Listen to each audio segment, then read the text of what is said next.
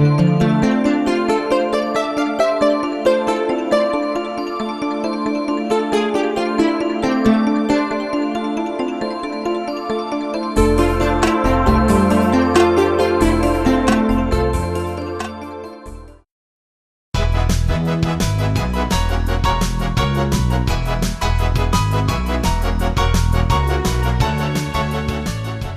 right, good morning again. If we could just bow our heads in a moment of silence for Chairman Bussell, and appreciate it, and keep his family in thoughts and prayers.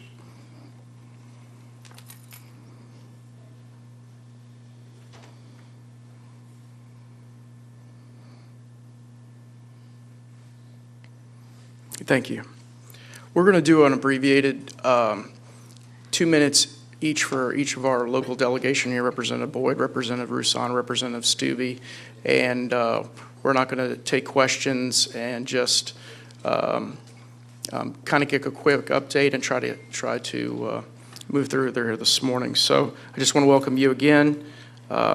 This was supposed to be our halftime show between the special session, so we will have more to talk about after the June session. And just again, before we get started, we can silence your cell phones. METV is recording this, and also ask you to stand up, please, for the Pledge of Allegiance. I pledge allegiance to the flag of the United States of America and to the republic for which it stands, one nation, under God, indivisible, with liberty and justice for all. Thank you all. As part of this abbreviated program, I'm going to skip the recognizing all the elected officials in the audience. I know they're all here. Thank you all for coming. We appreciate it. And I'm going to ask the Deputy Majority Leader of the House, Representative Jim Boyd, to give a 2-minute little update on the session, please. Thanks, Casey. And I, too, kind of feel the weight of this morning's event, so I appreciate your deference to that and taking this kind of quickly. And we will get together again because there'll be probably a lot to talk about after June. But glad to be here with my colleagues this morning from the House. We had as you know, kind of an unusual session this year. We ended a little earlier than the Senate. We felt like our work was as much done as we could get it there, so we adjourned and came home, and then they came home a couple days later. We've got some good policy bills that are still kind of out there that are on the table that we would love to get addressed before the end of the year. A couple of good things did pass that are important for education and important for our communities, but there's still a lot of work to be done. The water bill and the Amendment 1 package did not get across the finish line in the Senate. The corrections bill was very, very close. We had an agreement on the floor with the senator that sponsored it. It went back to the Senate, and it didn't get out either. So there's some good stuff. I know the Speaker and the President of the Senate are negotiating and talking now on what we are going to do in the special session, which looks like it'll be, our calendars are set for June 1st through the 20th.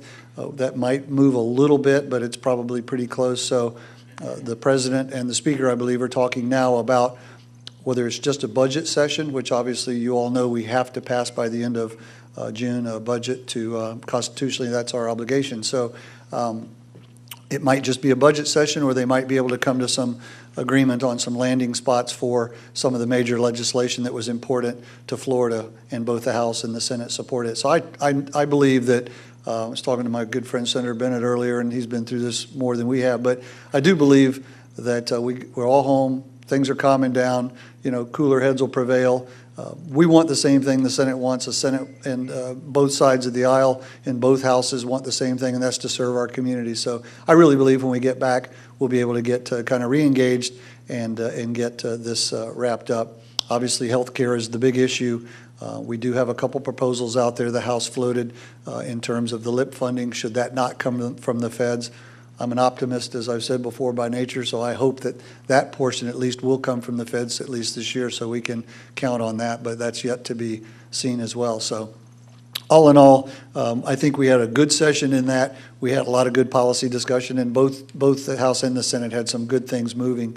Again, a few things did get across the finish line before it was all over.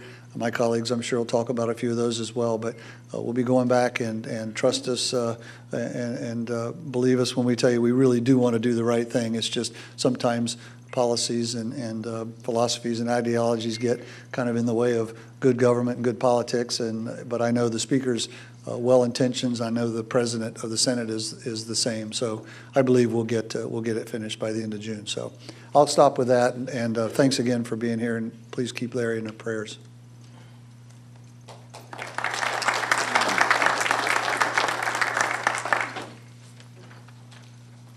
Good morning.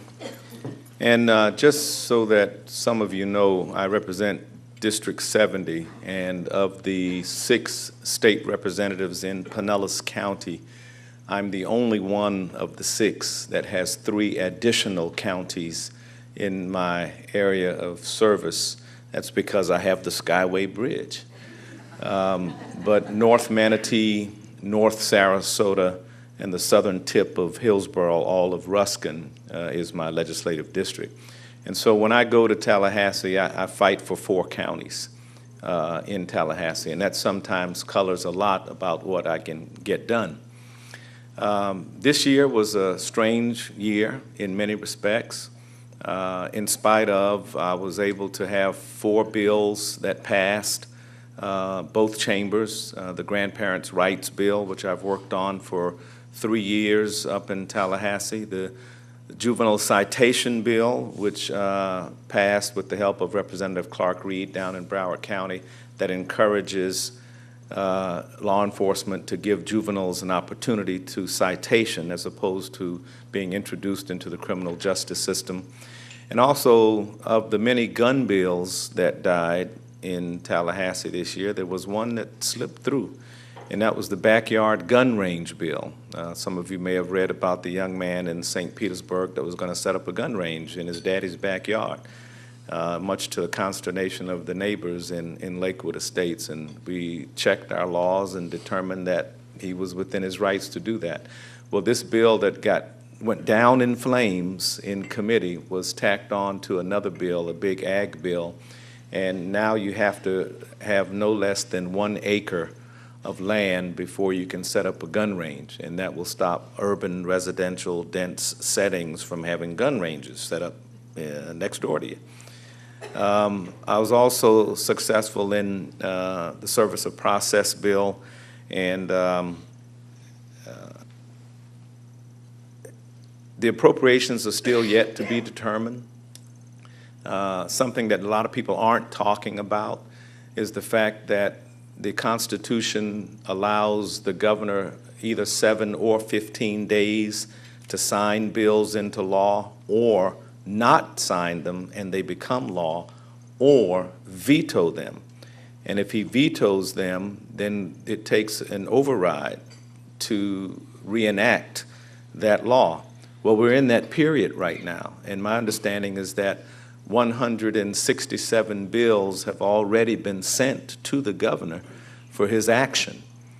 And depending on whether he vetoes some of them or whether he signs them, we get a chance to reenact them when we go back in special session, because the Constitution says they'll be laid back before the chamber that passed them, and that chamber either takes action on them or fails to take action on them. So I would probably be looking at a lot of what those bills are, and I'm sure the legislature will be doing that in the next few days, to determine whether or not we're going to be in a situation of reenacting what the governor vetoes that'll be coming up. I'm proud of the fact that online voting passed both chambers this year, to be instituted by October of 2017. It's something that we've fought for a long time. I wish some other things had been done, like Public Service Commission reform, and as Representative Boyd mentioned, prison reform. I served on the Justice Appropriations Committee in the House, and we had the highest number of inmate deaths ever in 2014. And there's a lot of reform, changing of a culture that needs to take place in Department of Corrections. And hopefully we'll get a chance to do that. Enterprise zones, which is very important to areas like Newtown in Sarasota, the Memphis area of Manatee County, Ruskin as well as Midtown in St. Petersburg. There was an attempt to reform enterprise zones, and that failed. I was very disappointed in that, but at least it leaves the status quo in place, although there needs to be some changes to it. And I think that that would be good for development in many of these communities. No Tax is Safe was a tax package that the House put together that would have done away with certain taxes on cell phones, communications, devices, and some other things. And I don't know if we'll get a chance to look at that again, but many things are policy by your budget statement. And I'm anxious to get back to Tallahassee so that we can begin that engagement process. Thank you for your support, and I do make it my point to come here every year because I don't want the Democrats in the room to feel alone.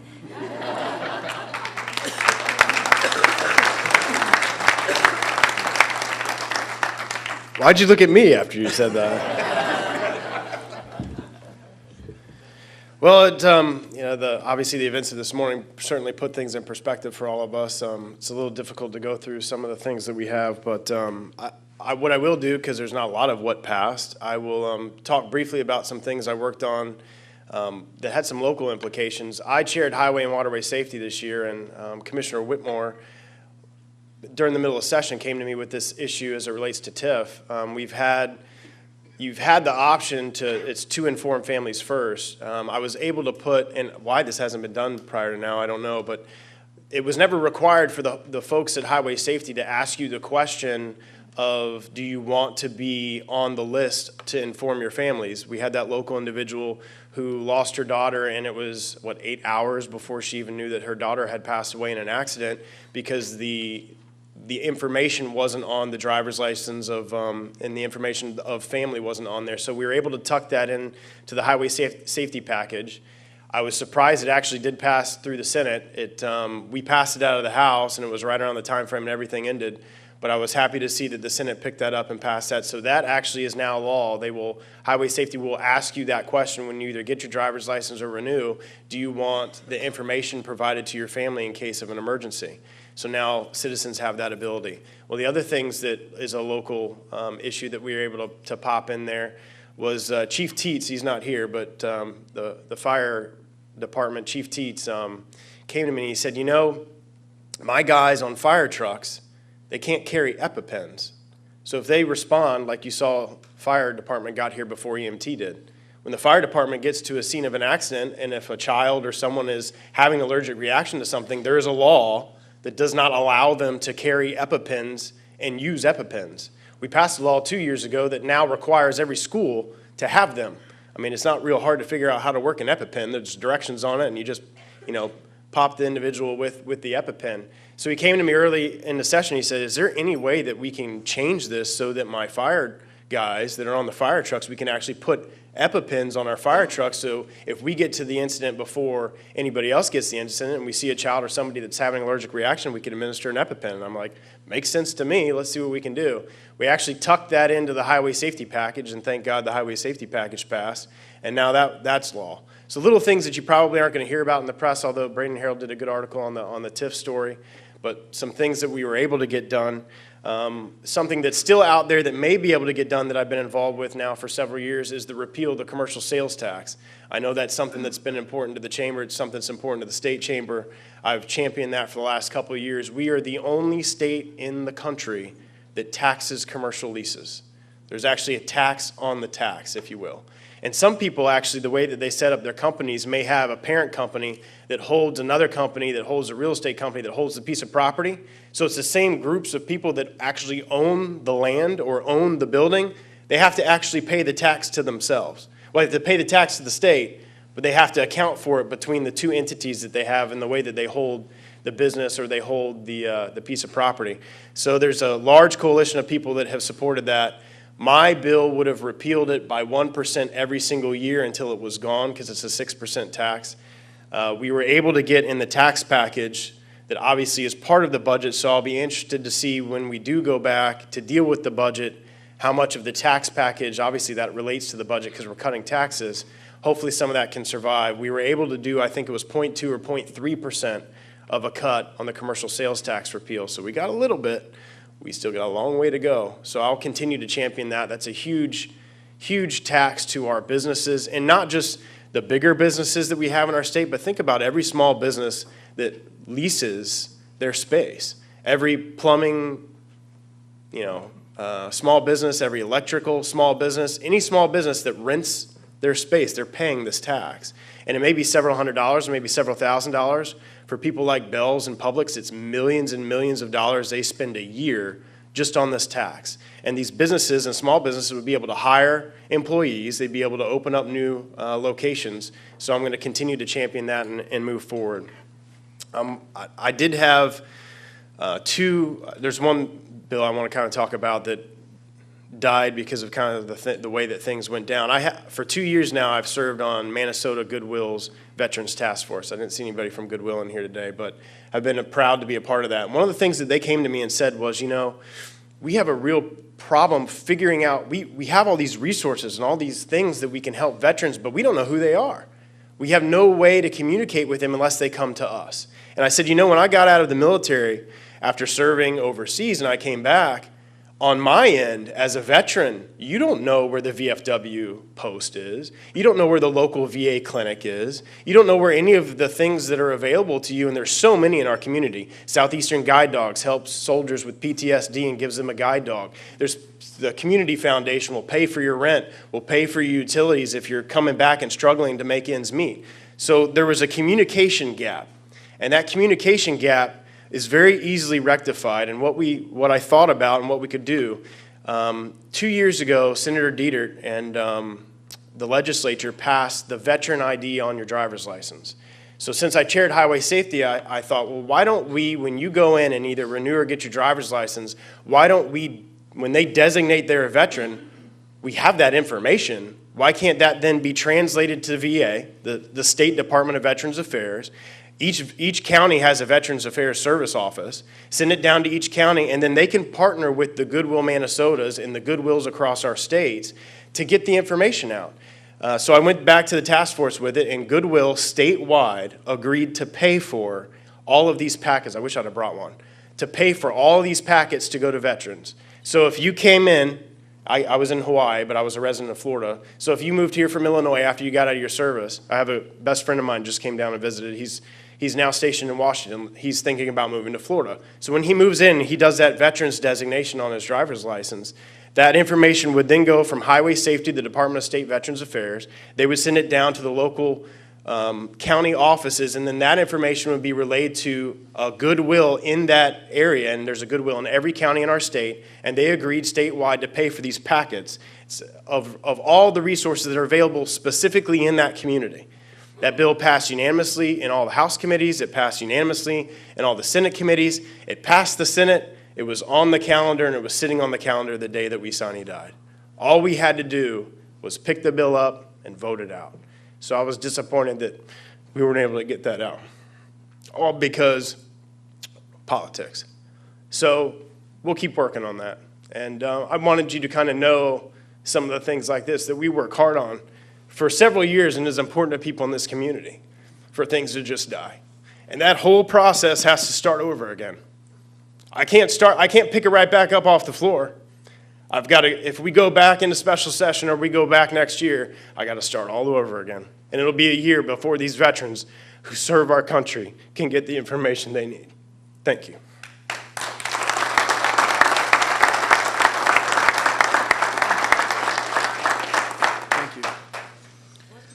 Again, thank you all very much. I appreciate you coming out this morning, and again, a special thank you to Bright House Networks for their continued support and our legislative delegation for coming. And again, thank you to IMG Academy Golf Club for their fabulous breakfast this morning and coffee and everything else. And again, as I said a few minutes ago, we're going to forego questions this time and plan to come back after the June special session and go through what all transpired. So thank you all again for coming. Keep the commissioner in your thoughts and prayers, and we'll see you later this summer.